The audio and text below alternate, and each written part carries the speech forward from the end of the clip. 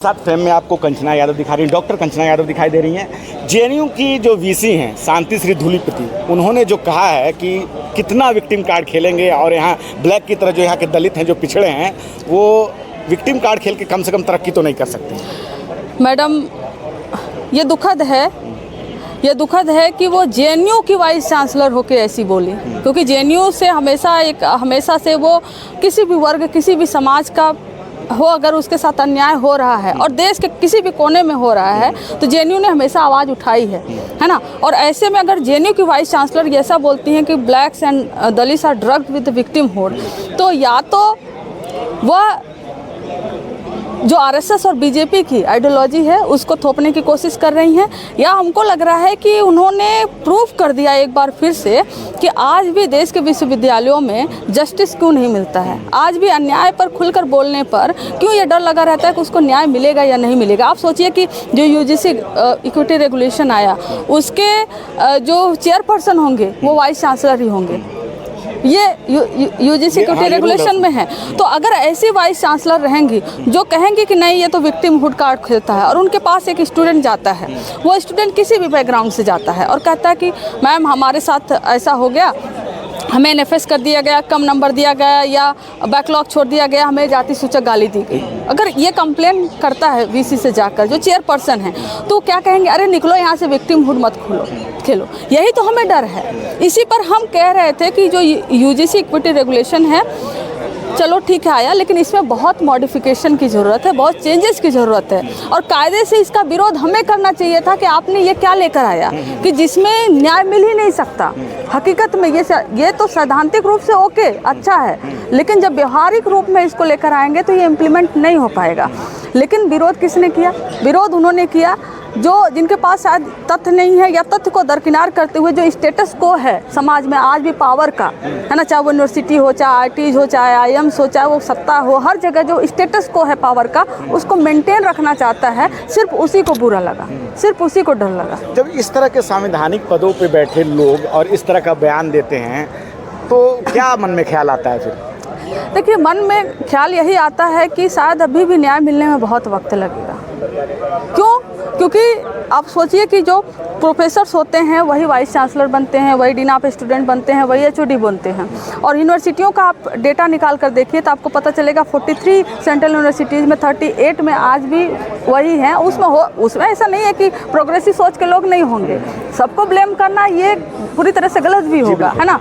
लेकिन जो प्रोफेसर्स की संख्या है वो लगभग बहुत कम है, वही एचओडी बनेंगे, वही डीन बनेंगे, और एक ओबीसी, एक एससी, एक एसटी, एक फीमेल मैंडेटरी है। 10 मेंबर में से एक लोग मैंडेटरी हैं। तो जब फैकल्टी पोजीशन में प्रोफेसर पोस्ट पर रहेंगे ही नहीं तो कहाँ से आप मैंडेटरी करके लाइएगा। इसलिए कह रही हूँ कि कागज़ पे सैद्धांतिक रूप से ठीक था, लेकिन व्यवहारिक रूप से ये इम्प्लीमेंट हो ही नहीं पाता। इस पर हमारा विरोध था कि लाइए, मॉडिफिकेशन करके लाइए, लेकिन इसको आते ही जिस तरह से कोर्ट में एक दिन में स्टे लगा और जिस तरह से मीडिया में पूरा दिन रात नैरेटिव चलने लगा, उससे थोड़ा सा जो है कि डिसअपॉइंटमेंट हुए, लोग डिसअपॉइंट हुए कि भाई एक दिन में स्टे लग गया, कोई बहस नहीं हुई, दूसरे पक्ष को सुना नहीं गया। आज तो इंदिरा जयसिंह जी आई हुई थी, उन्होंने भी खुद बताया कि दूसरा पक्ष सुना नहीं गया और बिना दूसरा पक्ष सुने स्टे लगा दिया गया।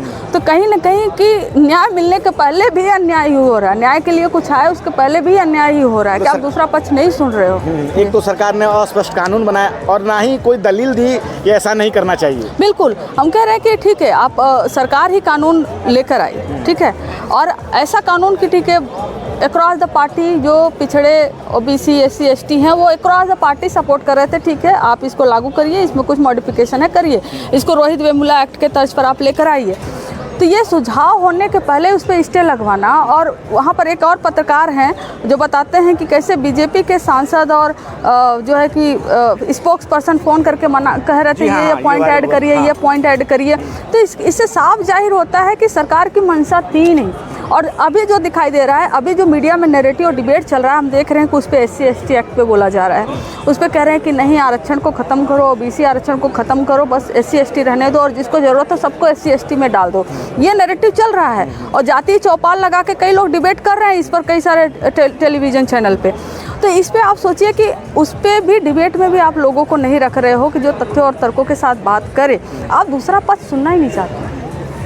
आम जनता के मन में जो है, जो बहुत ज़्यादा सामाजिक रूप से या राजनीतिक रूप से जागरूक नहीं रहती है, अपने दिन भर के काम में व्यस्त रहती है, उनके मन में ख्याल आता है, चाहे वो सवर्ण हो या ओबीसी के लोग हों, बहुत सारे ऐसे ओबीसी के लोग हैं, इस कानून से जातिवाद बढ़ जाएगा। SC/ST के लोगों को भी लगता है ऐसा, कुछ नए बच्चे हैं जो उनको लगता है कि जातिवाद बढ़ जाएगा, इस तरह के कानून नहीं होने चाहिए। अब तो कहाँ है, 2026 है। तो जातिवाद बढ़ जाएगा, तो जातिवाद ख़त्म करने के लिए आप जाति को ख़त्म करिए, लेकिन आप नहीं करेंगे। आप रामभद्राचार्य जी को सुना आपने कि हमें कई जन्म मिले, लेकिन जो जन्म मिले हमें भारत में मिले। मैं अंधा रहूँगा चलेगा, लेकिन मुझे जो है कि ब्राह्मण कुल के श्रेष्ठ जो श्रेणी है उसमें पैदा हो। ये जातिवाद नहीं है क्या? एक दलित कह सकता है कि अगली बार प्रभु हमको फिर से पैदा करिएगा तो हमको दलित ही कहीं पैदा करिएगा? कर सकता है? मतलब नहीं कर सकता, क्योंकि उसकी पीड़ा वो समझता है ना। ओबीसी में, महिलाओं में इनफैक्ट कहेंगे कि हमें अगली बार पैदा करना था, हमें ऐसे ही पैदा करना, नहीं, क्योंकि उस समस्या को फेस करती हैं, समझती हैं। तो ये जो प्रिविलेज है ना कि अगली बार हमको सर्वश्रेष्ठ कुल है ब्राह्मणों का, उसमें ही पैदा करना, भले अंधा ही पैदा करना, क्योंकि आप उस प्रिविलेज को समझते हैं। और उसी वजह से प्राइम मिनिस्टर नरेंद्र मोदी जी आपके सामने बैठकर, आपके पास में बैठकर ताली बजा रहे हैं आपकी बातों पर, क्योंकि आपके पास ये प्रिविलेज है। आप बताइए ना, आपने सोसाइटी का, आपने समाज का, अपने देश का कितना उद्धार किया। वो जातिवाद नहीं है। जातिगत जनगणना कराना हो तो कहेंगे जातिवाद बढ़ गया। और ये जो यूजीसी में जिस तरह का टेंशन क्रिएट कराया गया है ना, इसका एक मकसद जो अभी साफ दिखाई दे रहा है, इसका मकसद है कि जातीय टेंशन और लोगों के बीच में समानता की बात मत होने दो, इसको टेंशन के तौर पर इसको बदल दो और फिर कह दो कि इसीलिए हम कास्ट सेंसस नहीं कराना चाहते हैं। 2026 आ गया और अभी कास्ट सेंसस होना है, तो कास्ट सेंसस को रोकने के लिए ये जानबूझकर समानता की बात न करके इसको टेंशन के तौर पर क्रिएट करने की कोशिश कर रहे हैं। और यूजीसी तो एक झांकी है, कास्ट सेंसस अभी बाकी है और उसी कास्ट सेंसस को रोकने के लिए सब हो रहा है। और उसके पीछे से अटैक करो, आरक्षण पर अटैक करो, लेकिन ईडब्ल्यूएस पे भी कभी बात कर लीजिए। ईडब्ल्यूएस पे क्या कोई बोलते हुए आपको सुनाई देगा? नहीं, ईडब्ल्यूएस पे बात नहीं करनी है। आरक्षण का मतलब सिर्फ ओबीसी, SC/ST का आरक्षण ही इनको दिखाई देता है। तो ये जो नैरेटिव भी क्रिएट कर रहे हैं ना, ये बायस्ड लोग हैं जो पावर का स्टेटस को है, जो चला आया है और अभी तक है, उसी को मेंटेन करना चाहते हैं। ये कुछ जो ट्विटर पे आप हैं और आपने भी देखा होगा कि जो तथाकथित जो पत्रकार हैं जो बता रहे हैं कि SC/ST और ओबीसी के लोग ही जो है अन्य वर्गों को लाभ नहीं लेने दे रहे हैं। अच्छा। जिन लोगों को लाभ मिलना चाहिए था तो इनको वहाँ से निकाल देना चाहिए, या वो मतलब कि क्या कहते हैं, आरक्षण खत्म कर देना चाहिए। आखिर 2026 में कब तक? तो हम तो कहेंगे ईडब्ल्यूएस का भी एक सर्वे हो जाए। ईडब्ल्यूएस में भी सबको फ़ायदा किसको मिल रहा है? बहुत सारे सवर्ण जातियों में बहुत सारी जाति हैं। ईडब्ल्यूएस का एक सर्वे हो जाए, कास्ट सेंसस करा लीजिए, उसमें ईडब्ल्यूएस का भी पानी हो जाएगा कि ईडब्ल्यूएस में भी सबसे ज़्यादा बेनिफिट किसको मिल रहा है। और दूसरा, ये जो प्रोपेगेंडा फैलाया जा रहा है, बिहार में भी जातिगत सर्वे हुआ, आंकड़ा आया, ये जो इनका पूरा नैरेटिव था ध्वस्त हो गया। जो 3-4 जातियों के नाम लेते हैं कि यही सबसे ज़्यादा ओबीसी आरक्षण का फ़ायदा ले रहे हैं, हम कह रहे हैं कि उसको आप कास्ट सेंसस करा के निकाल के बता दो, और बता दो कि हाँ यही सबसे ज़्यादा आ गए हैं, जितनी इनकी जनसंख्या है 14%, उससे ज़्यादा सरकारी नौकरियों में इनको बाहर निकाल दो। निकालिए, लेकिन उसके पहले आपके पास प्रूफ होना चाहिए। आप प्रूफ करिए, हाँ। निकालिए, फिर कौन रोका है आपको? लेकिन बातों से नहीं, जुबानी जंग से नहीं, हकीकत से आप कास्ट सेंसस करवाइए, आंकड़े लाइए, दिखाइए और जो करना है करिए। ये सवाल जो आ रहा है जातिगत जनगणना को लेकर, जातिगत जनगणना में जो है कि कॉलम का जो है लक्ष्मण यादव या तमाम लोग बता रहे हैं, उस पर क्या समस्या आ गई है? देखिए, समस्या कुछ नहीं है। ये कहते हैं ना कि जैसे कि अब यूजीसी लाकर इन्होंने ही रुकवाया, वैसे ही कहेंगे कि कास्ट सेंसस होना चाहिए, कास्ट सेंसस होगा। बिहार में जब जातिगत सर्वे हुआ तो करें हमारे देश को जातियों में बांटने की कोशिश की जा रही है। अरे भाई, जातियों में ऑलरेडी बटे हुए लोग हैं और आपने ही बांटा है, और अब आप उसमें ओबीसी का एक कॉलम नहीं ऐड किए हो। और जब फाइनल डेटा आएगा, जैसे 2011-12 वाला जब हुआ था, 15 में फिर लटका दिया गया उसको, है ना, सरकार बदली या उसके पहले भी उसको लटका दिया गया।